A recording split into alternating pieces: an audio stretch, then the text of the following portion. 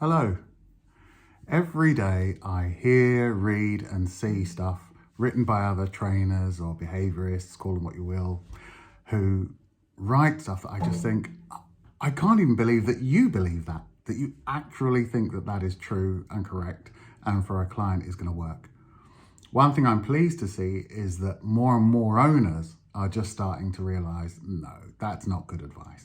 So I'm getting more and more owners who are just using common sense and saying, I don't think that's going to work for me and my dog. And rather than wasting time on something that really seems like rubbish, they're just going, no, that's rubbish. I'm just going to ask somebody else. So firstly, don't be fooled that just because an expert, inverted commas, tells you that this is the right thing to do, that it necessarily is. You can do a weekend course now that will give you a diploma in animal behavior.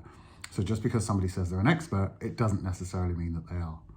But one of the ones that I find just kind of the most ridiculous is this concept I keep seeing and reading about that says that if you've got a dog who's got very high energy levels or is mentally overstimulated all the time, what you need to do is give him things to burn that up on, because somehow that will just make him more tired and more relaxed. He's going to sleep better and he's going to relax for longer and you'll get that lovely calm dog that you're hoping for.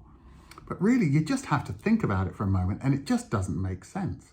So if I've got a dog that's already got very high energy levels that takes a long time to calm down, if I then start trying to burn that off of him, all I'm going to do is make him fitter. He's now able to do it for much longer because I've helped him to train in the same way that an athlete who wants to get better trains more and harder and for longer because it makes them better at doing it. If I've got a dog who struggles mentally to wind down and I give him brain training exercises or scent exercises to try and burn that off, any of you that's ever done that with your dog realizes that actually their recovery time is really short. So even if I give him this exercise to tire him out, probably 20 minutes later, he's up and about and ready. He doesn't go, okay, I've done this 5-minute scent exercise. I'm now so tired. I'm going to sleep all day. No, 20 minutes later, he's like, right, okay, what are we doing now? So all I'm doing again is just making a dog who's able to go longer and longer and longer. So what you do is you end up with the dog that's exactly the reverse of what you wanted because of the exercises that you gave him. So if you've got a dog that's really hyper and manic, the one thing you don't want to do is try and tire him out, because you'll just find it takes longer and longer and longer to tire him out. Instead, what you do is you teach him to calm down. Do you remember when we were kids, your parents would go, hey, this ain't a playground, calm down.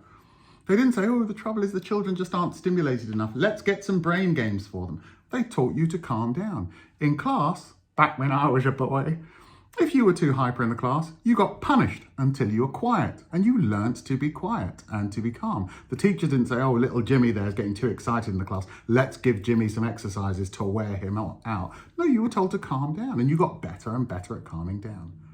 So if you've got a dog that's really hyper-stimulated, really over-aroused, won't settle, won't relax, stop trying to tire him out. That's not going to work. Not as a strategy for stopping him being hypermanic. You can by all means exercise him, but just be aware that just makes him fitter. No, what you need to do is teach him to calm down.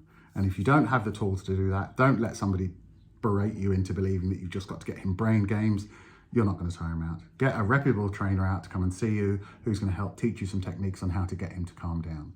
But save yourself some time and money and effort and stop watching those YouTube videos. Good luck.